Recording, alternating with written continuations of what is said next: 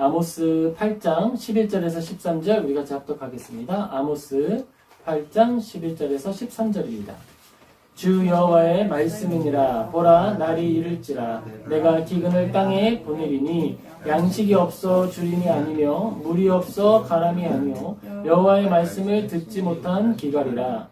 사람이 이 바다에서 저 바다까지 북쪽에서 동쪽까지 비틀거리며 여호와의 말씀을 구하려고 돌아다녀도 얻지 못하리니 그날에 아름다운 처녀와 젊은 남자가 다 갈아여 쓰러지리라. 아멘.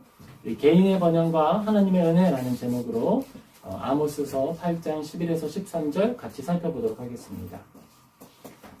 우리가 이 시대를 살아가고 있어요. 우리는 이 시대에 발을 딛고 살아가고 있습니다. 우리가 기독교를 생각할 때에 이 부분을 항상 잘 생각을 해야 됩니다. 기독교는 세상으로부터 나를 분리시키는 종교가 아니고요. 세상을 향하여서 침투하게 하는 종교입니다. 그런데 이 침투할 때에 무엇이 중요할까요?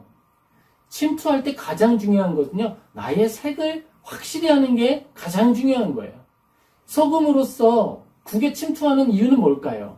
그건 내가 국에 의해서 변질되려고 들어가는 것이 아니라 내가 가진 맛을 이 국 안에 모두 퍼뜨리기 위하여서 소금이 침투에 들어가는 거예요.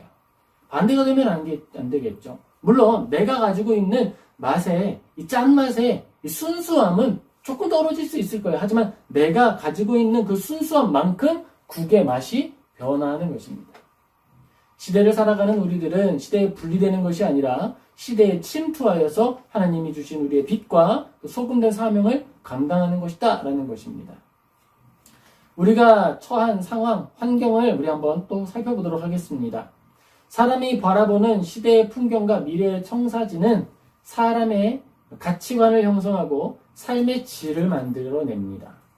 내가 무엇을 바라보느냐에 따라서 많은 소득을 가지고 높은 자리에서 일하더라도 지옥 같은 삶을 살아갈 수 있고, 내가 무엇을 바라보고 무엇을 추구하느냐에 따라 누가 보아도 자랑할 것 없고 위로함이 없는 삶 같지만 누구보다 만족스러운 삶을 살아갈 수 있는 거예요. 우리가 잘 아는 이 지구의 국가별 만족도 순위 보면 그런 이야기 자주 하죠. 경제 수준과 사람들의 만족도가 꼭 일치하는 것은 아니다. 이런 말을 자주 듣습니다. 그만큼 삶의 행복을 좌우하는 것과 삶의 질을 좌우하는 것은 내가 처한 상황이 아니라 그것을 바라보는 나의 시선, 그리고 그것을 평가하는 나의 마음에 달려있다라는 것이에요. 이런 생각이 모여서 시대의 관점을 형성합니다. 어떤 사람들은요, 아주 좋은 환경, TV를 켤 수 있고요. 언제든지 액정을 바라보아서 내가 필요한 정보를 얻을 수 있고요. 어디에서나 인터넷이 연결되고요. 모든 사람들과 소통할 수 있는 편리한 시대를 살아가면서도 지옥을 맛보며 살아갈 수 있습니다. 사실 우리가 한국을 이야기하면서 안 쓰면 제일 좋은 표현이죠. 헬조선이라는 표현도 예전에 많이 썼습니다. 그런데 그것은요, 그 땅에 있는 편리함이 부족하기 때문에 나타난 말이 아니었어요. 그 말의 기원, 그 말이 나타날 수밖에 없었던 원인은 시대를 어떻게 바라볼 것인가, 삶을 어떻게 바라볼 것인가 라고 하는 사람들의 마음과 생각이 모인 결과물이었습니다. 오늘 우리는 이 시대를 살아가면서 어떤 마음과 어떤 삶으로 바라볼 것인가, 여기에 대한 도전을 끊임없이 받는 거예요. 어떤 사람들은 내가 갖추지 못한 것에 집중하고 그것에 집착하여서 살아가기도 합니다. 어떤 사람들은 이미 주어진 것에 감사하고 만족하며 살아가기도 합니다. 근데 이것이 하나님 나라의 사람으로서 시대에 침투하는 자가 되는 데에 중요한 요소입니다. 하나님께서 우리에게 주신 것에 감사하고 만족하며 살아가는 태도, 그것이야말로 그리스도인의 진실한 가치관과 또 진실한 삶의 태도를 형성하는 중요한 원인과 근거가 되는 거예요. 그게 없으면 그리스도인이 시대에 침투하고 침투한다 하여도 어떠한 영향력도 발휘할 수 없습니다. 그리스도인이 시대의 침투에 들어갔는데 전전긍긍하고 막 고민하고 슬퍼하고 우울해하고 헬조선 이렇게 말하고 다닌다면 그 어디에서 그리스도의 향기가 나겠습니까? 우리가 살아가는 삶의 태도, 그 관점, 그 마음 바라보는 목적지가 바로 우리의 정체성이며 그리스도인의 향기가 된다라는 걸 기억해야겠습니다. 자, 이러한 세상 속에서 사람들은 시대마다 각기 다른 것을 추구하며 살았습니다. 시대의 관점이라고 하는 것은 한 사람의 마음과 생각이 아니라 다수의 사람들, 각 시대에 흩어져 있는 사람들이 만들어내는 무형의 어떤 사상 체계들이에요. 그러면 그 사상 체계들이 언제 권력을 가질까요? 권력을 갖는 순간은 인기를 가지게 되는 순간입니다. 사람들이 공감하는 만큼 그 생각과 그 마음에 힘이 쏠리게 되는 거예요. 사람이 이야기합니다. 우리는 연약한 사람들을 도와줘야 합니다. 그들과 공감해야 합니다. 그들을 사랑해야 합니다. 라고 외칠 때 시대가 공감하지 않는다면 권력이 형성되지 않는 거예요. 그런데 그렇게 외칠 때 어떤 이들이 손을 들고 기뻐하며 내가 그것에 찬동하겠다. 내가 거기에 나의 힘과 노력을 쏟겠다라고 공감하면 그 말에 그 가르침에 힘이 생기게 되는 것입니다. 그런 방식이에요. 약육강식이다라고 누군가 외쳤을 때 미친 소리 하지 마세요라고 말한다면 그 사상은 억제되는 거예요.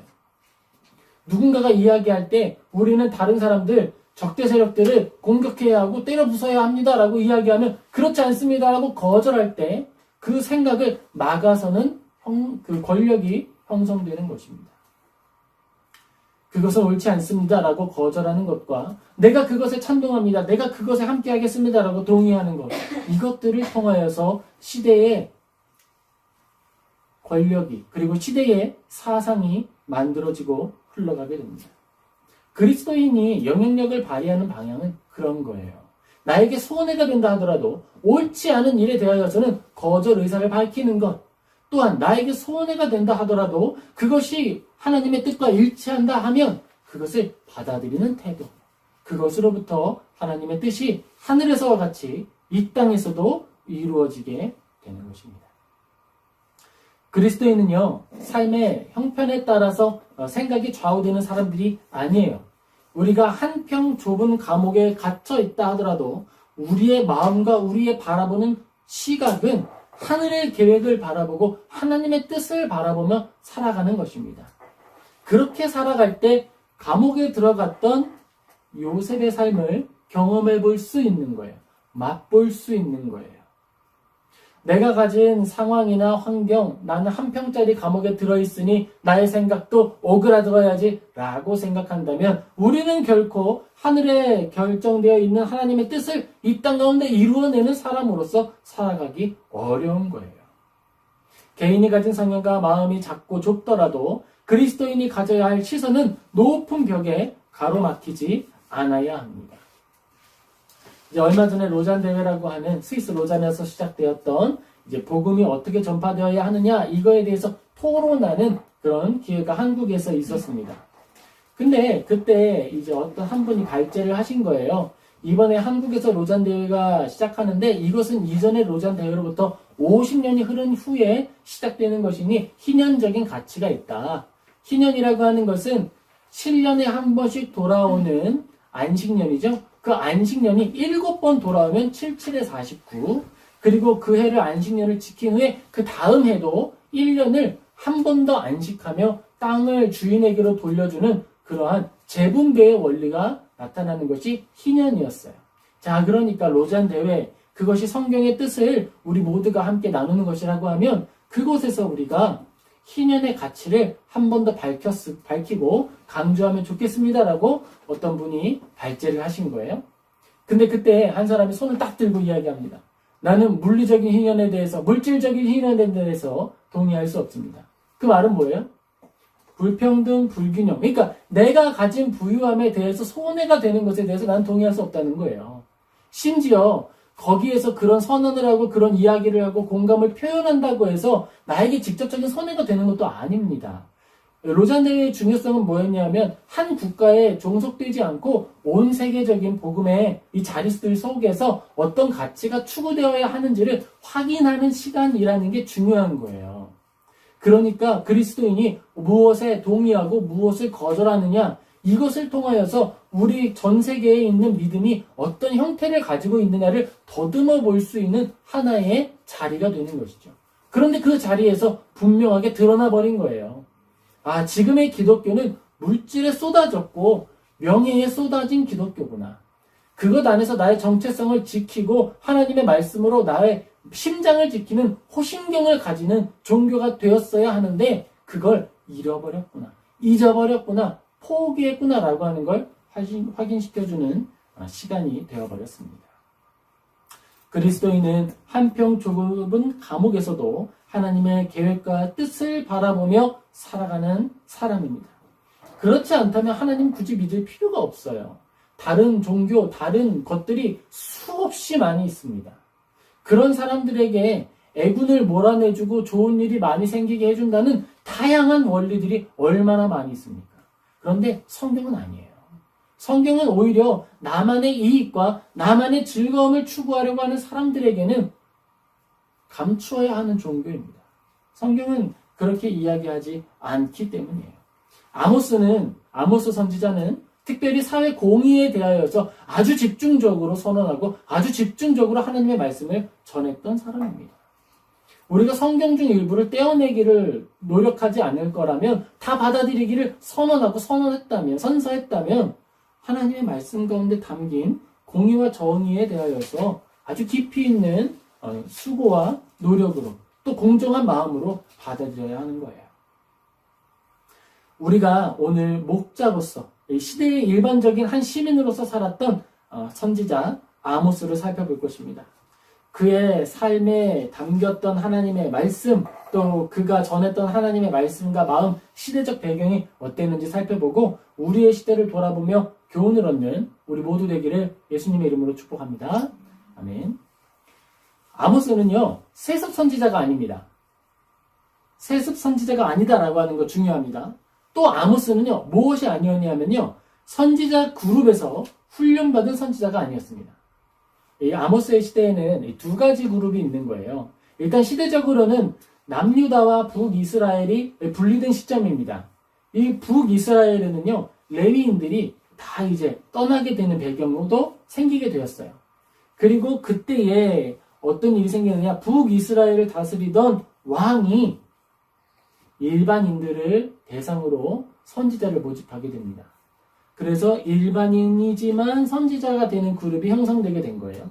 자, 그리고 그 이전에는 또 어떤 사람들이 있었냐면 우리가 아합 왕과 또 대적했던 엘리야를 생각해 보게 되는데 그를 따랐던 그룹들, 그들이 하나님의 말씀을 또 적은 것을 또 필사해서 시대에 하나님의 말씀이 없어지거나 마모되지 않도록 보존하는 역할을 했던 그런 사람들이 있음을 볼 수 있습니다.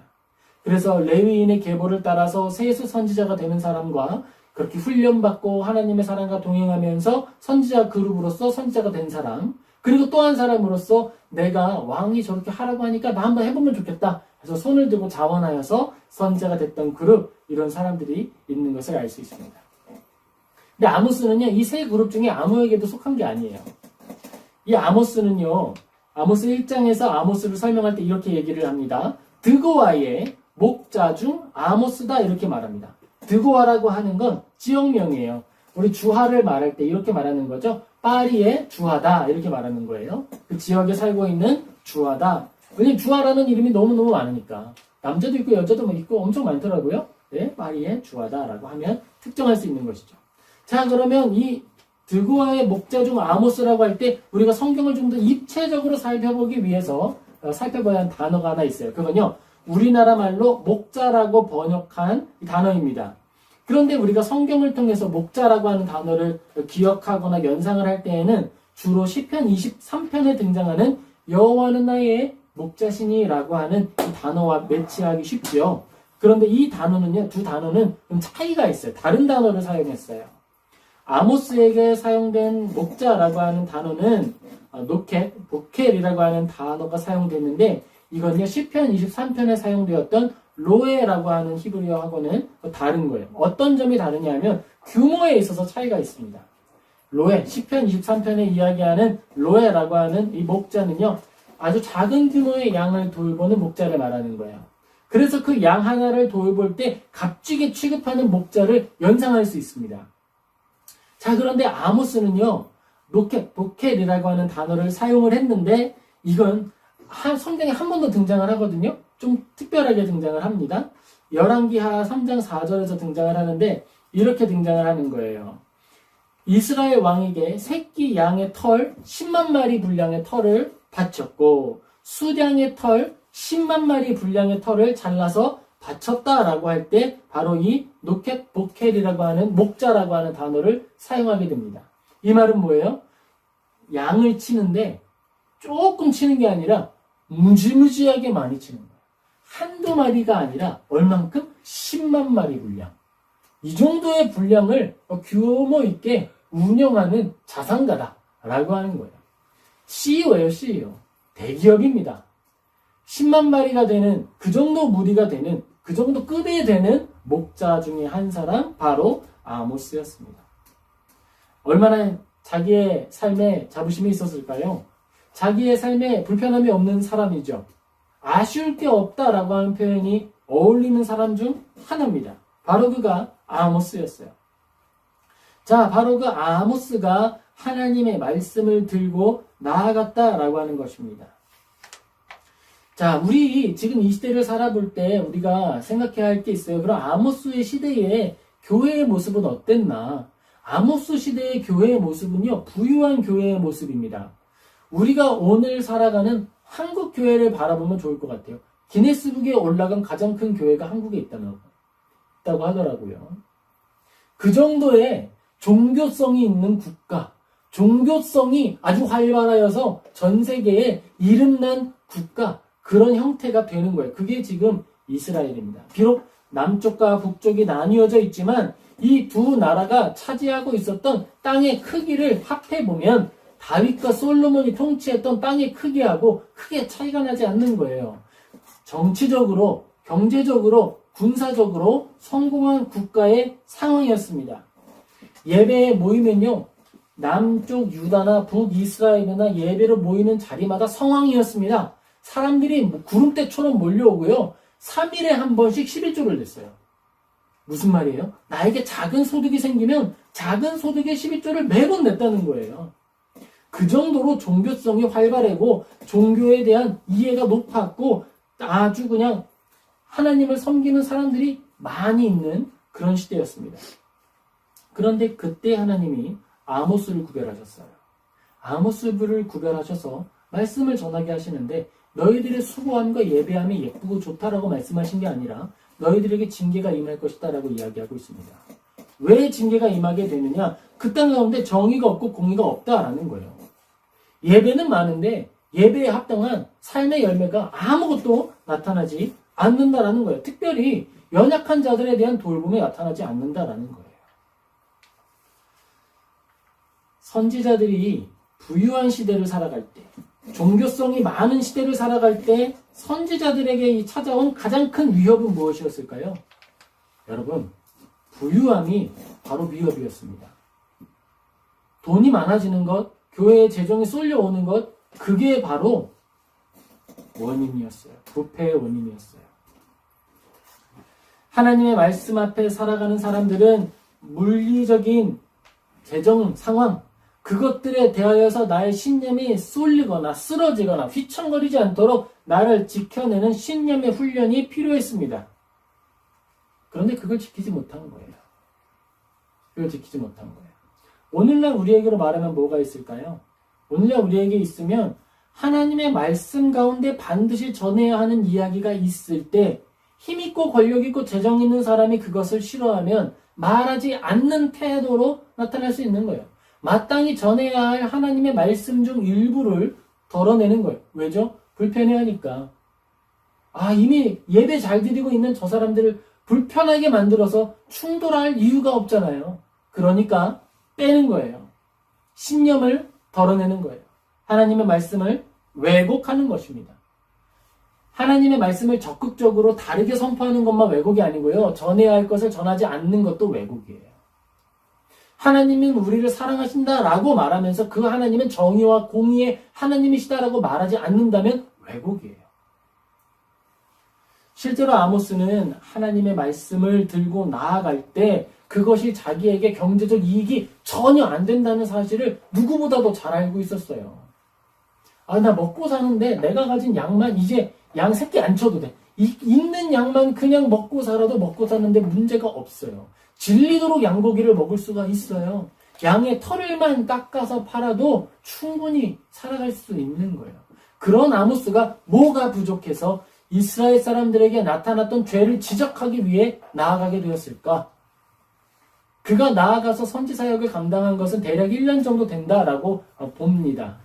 그 1년을 온전히 하나님께 내어드리고 자기에게 손해가 되는 모든 일을 감수하는 거예요. 감당하는 거예요. 사람들이 좋아할 만한 이야기를 하는 것이 아니라 하나님이 전하라 하신 말씀을 전하는 사명을 살아가고 있습니다. 이게 굉장히 중요합니다.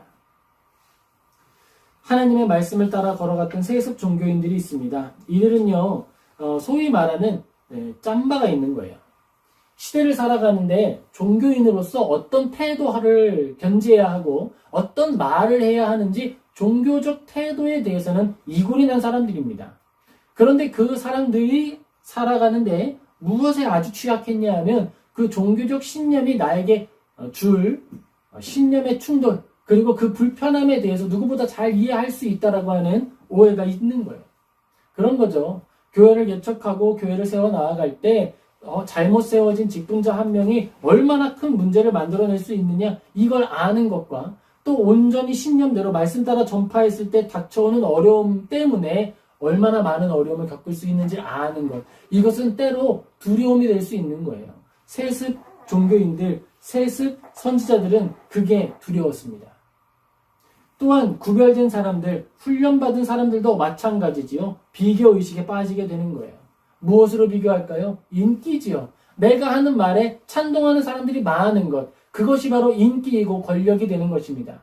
그러니까 사람들이 좋아할 만한 말을 하는 거예요. 그것이 실력이고 능력이 되는 거예요. 내가 말할 때마다 사람들이 동의하고 동조하고 찬동하면 그것이 권력이 되니까. 이것을 우리는 오늘 한국 교회에서 살펴볼 수 있습니다. 한국 교회, 대형교회 목사님들은 나의 말에 찬동하고 동의하고 동조하는 사람이 많다는 것을 근거로 내가 옳다라고 이야기하고 있어요.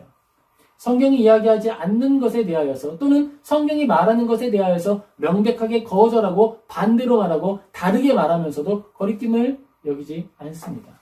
얼마든지 내가 바꿀 수 있다는 거예요. 먹고 사는 문제, 내 인기의 문제 앞에서 마음을 지키지 못했다라는 거예요. 그래서 선지자들 중에 하나님의 말씀을 올바로 전할 가능성이 없어졌다, 상실되었다. 이거 심각한 문제죠. 자정작용이 이제 불가능하다라고 판단하신 것입니다. 그래서 준비한 사람이 바로 아모스예요. 그래서 준비된 거예요. 여기서 우리는 하나를 생각해 볼 수 있어요. 하나님은 직접적으로 일하시고 아주 개별적으로 일하실 수 있다. 이런 의미에서 우리는 이런 것도 생각해 볼 수 있어요. 하나님이 나를 통해서만 일하셔야 한다. 아니에요. 하나님은 당신의 뜻이 있으시면 도를 들어서라도 일하실 수 있는 거예요. 예수님이 말씀하시죠. 이 사람들이 나의 이름을 높이 부르지 않으면 저 돌들을 가지고 아버지께서 외치게 하실 것이다. 하나님의 말씀 중 반드시 전파되어야 하는 것이 있고 반드시 이루어져야 하는 일이 있다면 하나님은 나무들을 움직이게 하셔서라도 일하실 수 있는 분이다라는 거예요. 우리가 가져야 하는 것은 하나님의 말씀을 기준으로 한 신념을 세우고 그것에 나의 삶을 쏟아내는 노력인 거예요. 그 마음을 가져야 하는 것입니다. 내가 능력이 있고 힘이 있어서 불법을 온전한 법인 것처럼 속여내고 바꿔낼 수 있다고 해서 내가 김현장의 CEO라고 해서 죄가 아닌 것이 아니에요. 죄를 덮어낼 수 있는 능력으로 죄를 덮는다면 그것은 스스로 완전히 불의한 존재임을 삶으로 증명하게 된 것입니다. 하나님은 수사기관이 아니라고 말씀드렸어요. 여러 번 강조하고 있습니다. 이 중요한 사실이에요. 내 안에 창궐한 것에 대하여서 하나님은 맛을 보는 거예요. 요리한 것에 대하여서 맛을 보아 아는 것처럼 우리에 대하여서 맛을 보아 아는 분이 바로 하나님이십니다. 아모스서 8장 11절 우리 같이 함께 읽겠습니다. 여호와의 말씀이니라. 보라, 날이 이를지라. 내가 기근을 땅에 보내리니 양식이 없어 주림이 아니며 물이 없어 가람이 아니요 여호와의 말씀을 듣지 못한 기갈이라. 아멘. 자, 어떤 사람들이 하나님의 말씀을 아주 적극적으로 대적하고 있습니다. 사람들이 좋아할 만한 말을 만들어내고 그것만 전하기 시작하는 거예요. 그러면 어떤 일이 생기게 될까요? 자연스럽게 하나님의 말씀을 전해서 불편한 말을 하는 사람들이 도태됩니다. 그리고 스스로 실패했다라고 생각하게 될 수 있어요. 거기에서 온전히 하나님의 말씀을 지켜내는 건 개인의 신념의 문제가 됩니다. 그런데 하나님의 말씀은 어떻게 지켜져야 하냐 하면 공동체를 통해 보호되는 거예요. 보존되는 거예요. 하나님의 말씀을 전하는 자가 있고 듣는 자가 있을 때 그 말씀은 보존됩니다. 계속 나아갈 수 있게 되는 거예요. 사람들이 귀가 편한 말, 듣기 좋은 말 거기에 쏠렸더니 이제 스스로 어떤 걸 초래하게 되는 거예요. 이제는 더 이상 하나님의 말씀을 온전히 듣고 내 마음에 찔림을 얻을 만한 이야기가 남아있지 않게 되는 거예요. 개척교회를 했는데 안 돼요. 하나님의 말씀이 그만큼 없어지게 되는 거예요. 쏠리게 되는 거예요. 그리고 하나님의 말씀을 거절해서 교회를 세습하거나 하나님의 말씀을 떠나서 법을 왜곡했던 사람들에게 더 많은 사람들이 쏠리게 되고 양심이 더욱더 왜곡되게 되고 하나님의 법이 왜곡되어 쓰러지는 일이 가속화되기 시작합니다. 그거예요. 우리가 교회에 대하여서 우려하는 마음을 표현하게 되는 것은 다 그겁니다. 작은 교황이 만들어지는 것이기 때문이에요. 나의 말과 나의 생각, 나의 행동이 성경보다 위에 있다라고 하는 생각은 사람이면 누구나 할 수밖에 없는 부패한 마음으로부터 오는 당연한 경향이에요. 그런데 그것을 하나님의 말씀을 온전히 받은 사람들이 견제하고 또 하나님의 말씀 앞에 온전히 서도록 노력하지 않는다. 계속 좋은 말씀 듣기 위해서 듣기 좋은 귀에 들리는 말을 듣기 위해서 쏠려간다라고 하면 하나님의 말씀이 그대로 실현되게 되는 거예요. 날이 이를지라 내가 기근을 땅에 보내리니 양식이 없어 주림이 아니며 물이 없어 가람이 아니요 여호와의 말씀을 듣지 못한 기갈이라. 다시 말씀드리지만 아모스의 시대에 예배로 모이는 시간이 없는 게 아니었어요. 오히려 훨씬 많았어요. 예배의 장소도 훨씬 더 많아졌습니다. 예루살렘에서만 예배하여야 한다라고 하는 법을 바꾸어서 예배 드릴 수 있는 장소도 많이 만들어줬어요. 나무 아래 산당도 많이 만들어주고요. 거기에 제사장들이 항상 가가지고 예배를 도와줬습니다. 컨템퍼러리한 예배가 많이 만들어지고 있었어요.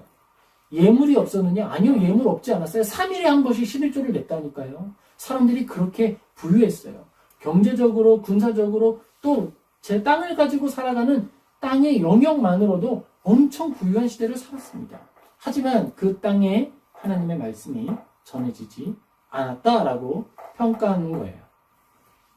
하나님의 말씀을 사모하여 걷는 사람이 있습니다. 아모스입니다.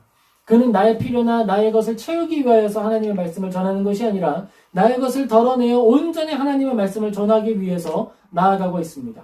그리고서 그가 말하고 외치는 것은 이것이었어요. 바로 정의와 공의였습니다. 하나님께서 기뻐하시는 것은 예배의 형태나 예배의 모습, 거기에 그 무빙 라이트를 설치해서 막 무대를 꾸미는 것이 아니라 진정 하나님을 즐거워하는 것을 우리가 기뻐해야 한다고 말하는 거예요. 제가 이제 대학교에 있을 때 무대를 꾸미는 그런 동아리를 활동을 해봤어요.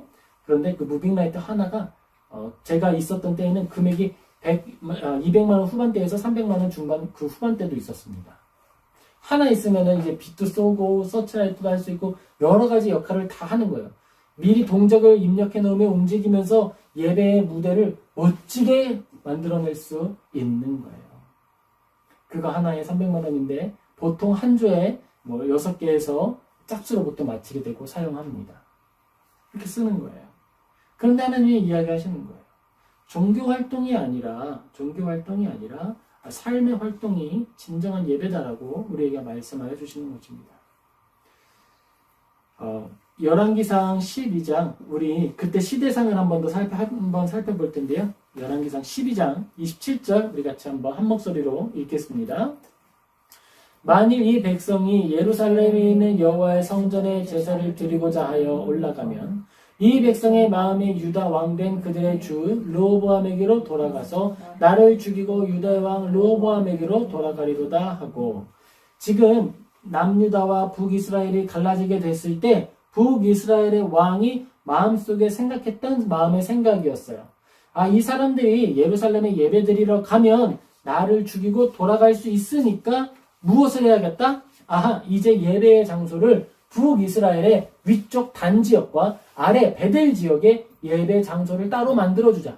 예전에는 예루살렘 하나에 있으니까 저기 거제도에 있고 부산에 있는 사람들이 서울에 있는 예배 장소까지 오기 힘들잖아요. 그러니까 거제도 바로 가까이에 있는 지역에 교회를 하나 세워주고 또 경기 지역에도 하나 세워서 예배하기 편하게 만들어주겠다라는 거예요.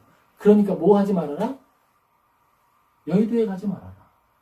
큰 교회로 가지 말아라. 이렇게 생각하면서 편리하게 해줬다라는 거예요. 31절도 같이 읽겠습니다. 그가 또 산당들을 짓고 레위 자손 아닌 보통 백성으로 제사장을 삼고. 야, 레위 사람들만 제사장 하는 거 불공평하지 않니? 야, 그치, 불공평했지? 12지파 중에 그거 그렇게 하면 안 되잖아. 이제 하고 싶은 사람 다 시켜줄게. 제사장 하고 싶은 사람 손 다 나오는 거예요. 훈련이 없습니다. 하고 싶은 사람 나와서 제사장 하세요 라고 이야기하는 거예요. 그랬더니 어떻게 됐을까요? 창의적 예배가 나타나기 시작하는 거예요.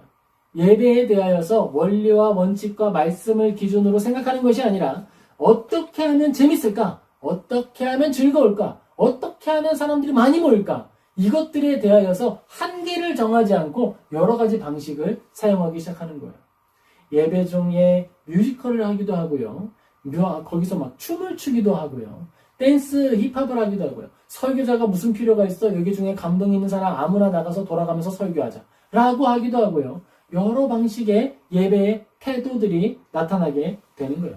오늘날도 그렇습니다. 형제교회에 가면 목회자가 없어요. 거기는 이제 다 같이 손잡고 이렇게 있다가 갑자기 하나님이 나에게 말씀을 주셔서 누군가가 탁 해서 이야기하는 거예요. 돌아가면서 이야기하게 되고 그렇게 예배의 방식 속에서 내가 생각하는 좋은 모습들을 하나씩 덧붙여가게 됩니다. 중요한 사실은 거기에 말씀의 기준이 없다는 거예요. 내가 좋아하는 것을 하나씩 더해가는 거예요. 그런 방식으로 예배가 오염되기 시작했습니다. 열왕기상 12장 32절 같이 읽겠습니다. 8째 달 곧 그 달 5째 달로 절기를 정하여 유다의 절기와 비슷하게 하고 제단에 올라가되 베델에서 그와 같이 행하여 그가 만든 송아지에게 제사를 드렸으며 그가 지은 산당의 제사장을 베델에서 세웠더라. 아멘. 지금 절기들도 그렇잖아요. 야, 이 명절에만 이동하면 얼마나 차가 막히고 얼마나 이동하는데 힘들어. 그러니까 절기를 여러 개로 만들자. 자, 특별 헌금을 해야 되는데 헌금이 절기가 한 번밖에 없으면 안 되잖아. 그러니까 절기를 여러 개 만들어보자. 뭐가 있을까? 하면서 다양한 아이디어를 만들어내는 거예요. 자, 우리가 하나님 앞에 예물을 드리는데 사실은 솔로몬은 1000마리의 소를 하나님 앞에 드리는 1000번제를 드린 거예요. 근데 이거를 해석을 바꾸는 거예요. 1000번을 횟수로 해석을 하자 1000번으로 나눠서 하나님께 예물을 올려보자. 이런 다양한 아이디어들이 등장하게 되는 거예요. 그런데 그런 아이디어들은 성경의 근거가 없을 뿐만 아니라 하나님을 기쁘시게 하지 못하는 일이었어요. 종교의 일이었을 뿐이에요. 하나님이 기뻐하시는 것은 말씀을 즐거워하고 하나님의 마음을 알아 그렇게 살기를 다짐하며 걸어가는 것이에요. 그렇게 살아갈 때 우리는 진리가 내 안에 있으면 내가 의로운 자가 아니다라고 하는 것을 알게 되는 거예요. 우리는 하나님을 기억해야 됩니다. 다른 것을 기억하는 것이 아닙니다. 세습 제사장들이 나에게 들어올 예물이나 여러 가지 재정적인 것에 매달리지 않도록 해야 돼요. 하나님의 말씀을 온전히 전하도록 하는 것입니다. 하나님의 말씀을 온전히 따르도록 하는 것이 우리가 나아가야 할 믿음의 여정이 되는 거예요. 하나님의 말씀을 따라 걸어갈 때 재정이 방해가 된다 그러면 그것을 기꺼이 포기하고 내려놓을 수 있어야 합니다. 하나님의 말씀을 따라 걸어갈 때 우리가 가지고 있는 어떤 것들이 하나님의 말씀과 충돌한다고 하면 덜어낼 수 있는 노력을 해야 되는 거예요. 그것이 우리가 살아가야 할 삶의 태도가 되는 것입니다. 아모스는 그걸 이야기하려고 하는 거예요. 그걸 이야기하고 있는 거예요. 말로만 이야기하는 것이 아니라 삶으로 이야기하고 있습니다. 10만 마리의 어린 양과 10만 마리의 수량을 돌보는 사람이 1년간 자리를 비운다라고 하면 어떤 생각을 하게 될까요? 그때에 지금만큼 온전히 재산을 관리해주는 자산 관리자가 있는 것도 아니었지요. 가족을 믿어야 하는 것이고요. 일하는 사람들을 믿어야 하는 거예요. 한 사람이 야 이제 주인 없으니까 한 3,000마리 몰고 나가자. 그걸 누가 알냐? 그렇게 말한다고 하면 누가 그걸 보존해 주겠습니까? 온전히 하나님을 신뢰하고 온전히 하나님을 의지하였기 때문에 그는 자기가 섬겼던 자리를 내려놓고 나아갈 수 있었던 거예요. 아모스서 2장 6절 그리고 3장 10절 5장 12절 이 모든 절들 속에서 하나님이 이스라엘을 통해 원하시고 촉구하시는 것이 무엇인지 우리에게 이야기해 줍니다. 아모스서 2장 6절 같이 읽겠습니다. 여호와께서 이와 같이 말씀하시되 이스라엘의 서너 가지 죄로 말미암아 내가 그 벌을 돌이키지 아니하리니 이는 그들이 은을 받고 의인을 팔며 신 한 켤레를 받고 가난한 자를 팔며. 이스라엘 중에 예배가 많아졌고요. 종교인들 중에 정치인들이 많아졌어요. 선거철만 되면 예배에 얼마나 많은 종교인들이 찾아오는지 모릅니다. 그런데 그들이 하는 행동이 뭐냐면요. 돈을 가지고 법을 구부리는 거예요. 은을 받고 의인을 파는 것입니다. 신 한 켤레를 받고 가난한 자를 파는 일을 하고 있어요. 예배에 종교인이 많고 많은 사람이 참여하고 그들 중에 정치인의 비중이 높고 그들 중 어떤 사람은 대통령이 되었다 하더라도 그들이 삶이 변하지 않고 그들이 하나님의 뜻을 따라 살아가게 노력하지 않는다면 그러한 요식행위적인 종교행위들은 하나님 앞에 기쁘게 드릴 만한 것이 되지 않는다라는 거예요. 하나님은 예배에 드리는 우리의 마음을 받으시는 거지 우리가 드리는 화려한 예배의 형태를 받으시는 게 아니에요. 어떤 사람이 이야기합니다. 직분자겠죠? 사역자는 커피나 잘 타오면 되는 거잖아. 교육자에서 커피 타는 것이나 배워. 비꼬는 말이겠죠. 비꼬는 말이겠지만 실상 그렇게 말하는 직분자를 찾는 게 어려운 일이 아니라는 게 오늘 이 시대의 현실입니다. 직분자실에 있으면 이런 얘기를 하기도 하는 거예요. 교육자들은 감정노동자잖아요. 충격이죠. 그런데 그런 말을 하는 사람 찾는 게 어려운 일이 아니에요. 하나님을 섬기는 것이 아니라 내가 섬김 받기 위해서 예배를 보기 위해서 그 앞에서 드려지는 쇼를 감상하기 위해서 나아가는 거예요. 많이 모여있는 곳에 진리가 있는 것이 아닙니다. 하나님의 말씀이 전파되는 곳에 예배가 이루어지게 되고 하나님의 뜻이 이루어지게 되는 거예요. 아모스서 3장 10절 우리 같이 읽겠습니다. 자기 궁궐에서 포악과 겁탈을 쌓는 자들이 바른 일을 행할 줄 모르느니라. 여호와의 말씀이니라. 사람들이 자기에게 자기를 위한 성을 쌓고 그 안에서 많은 일을 하며 특별히 악한 일을 하며 하나님은 이걸 모르실걸 그리고서 예배의 자리로 신나게 나아가는 거예요. 오늘은 또 어떤 이야기를 할까? 오늘 어떤 찬양할까? 내가 좀 내 취향의 찬양을 좀 해야 될 텐데 이런 말들을 하는 사람들이 나타나게 되는 것입니다. 그리고 그런 사람들을 향해서 아모스가 이야기하는 거예요. 그런데 아모스가 이야기하니까 조금 더 효과적으로 이야기하는 것일 수 있어요. 왜냐하면 그런 사람들은 하나님의 말씀은 업신여기지만 경제적으로 안정된 사람들, 경제적으로 권위 있는 사람들의 말에는 귀 기울이는 성향이 있거든요. 왜죠? 어떻게 저 사람이 어린 양 10만 마리와 수량 10만 마리를 모았을까? 이런 거 궁금하거든요. 저 선지자가 이야기하는 걸 듣다 보면 나도 양 10만 마리, 어린 양 10만 마리와 수량 10만 마리를 가지게 될 수 있을지도 몰라 관심을 가지고 나아가게 되는 거예요. 하나님의 말씀과 전혀 관계없는 왕의 기도, 그런 이야기들을 만들어내는 수많은 사람들이 지금도 있습니다. 그들은 자기의 재산을 권위 삼아 아무 말이나 해대는 거예요. 아모스서 5장 12절 같이 읽겠습니다. 너희의 허물이 많고 죄악이 무거움을 내가 아노라. 너희는 의인을 학대하며 뇌물을 받고 성문에서 가난한 자를 억울하게 하는 자로다.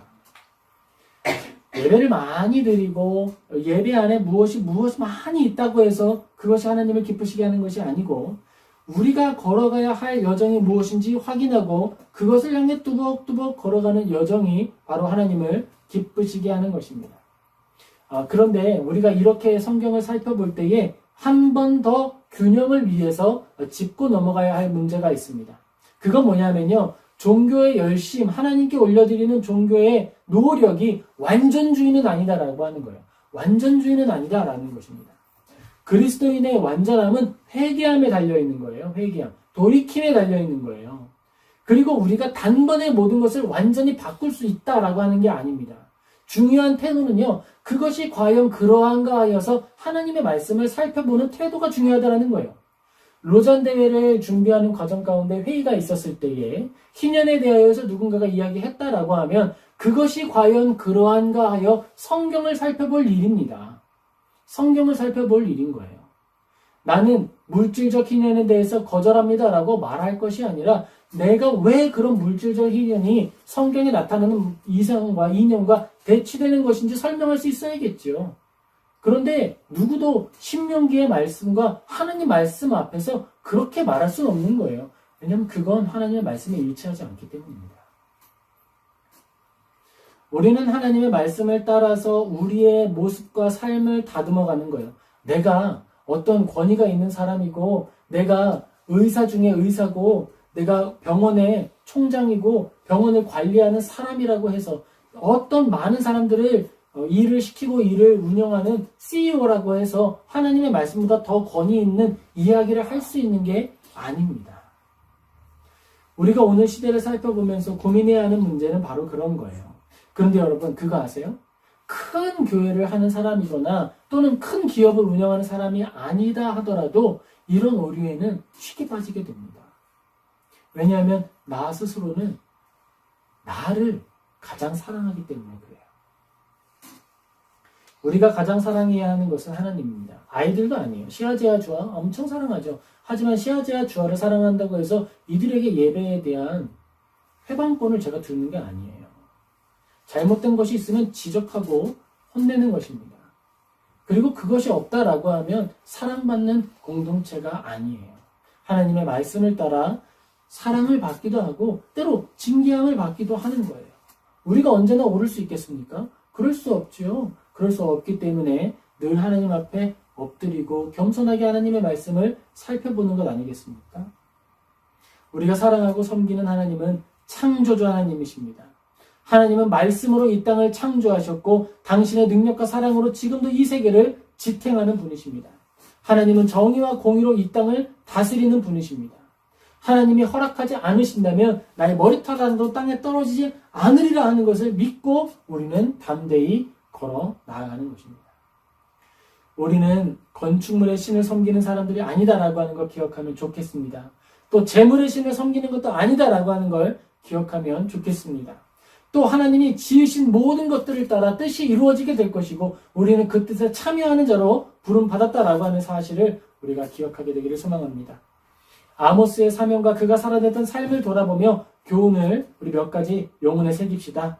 먼저 우리가 기억해야 할 것은 하나님의 말씀이 바로 우리의 양식이고 하나님이 베풀어 주시는 은혜라는 사실을 기억해야 한다라는 것입니다. 하나님의 말씀이 더 이상 우리의 귀에 들리지 않고 하나님의 말씀을 읽어도 내가 변해야 할 것과 돌이켜야 할 것을 깨닫지 못한다면 그건 우리가 이미 버림받은 자일 수 있다는 거예요. 내가 예수님과 완전히 일치된 삶을 살지 않는데도 불구하고 나에게 징계가 없다면 그것은 이미 내가 버림받은 자거나 나의 믿음이 거짓된 것임을 나타내고 있는 것입니다. 둘째로 하나님은 종교신에 취한 예배를 기뻐하지 않으신다라고 하는 사실을 기억해야 하겠습니다. 많은 사람이 모인다고 성경이나 하나님보다 더 높은 곳에 있다고 착각해서는 안 됩니다. 많은 사람이 동의한다고 그곳에 진리가 있는 것은 아닙니다. 있을 수 있겠죠. 있으면 좋은 거예요. 그것은 너무너무 좋은 거예요. 그런 곳이라면 찾아가서 응원하고 격려해야 됩니다. 하지만 그것이 과연 그러한가 살피는 마음이 우리에게 늘 있어야겠습니다. 마지막으로 우리가 기억해야 할 것은 번영에 휘둘리지 말고 편리함에 휘둘리지 말고 하나님의 말씀을 따라 살아가길 다짐해야 한다라는 것입니다. 하나님은 다윗을 위대한 왕으로 세우셨습니다. 하나님은 당신의 사람들을 높고 탁월한 자리에 두어서 사용하기를 기뻐하십니다. 그래서 하나님은 그러한 화려함과 많은 재정과 놀라운 권위에 휘둘리는 사람이 되지 않도록 하시려고 준비시키십니다.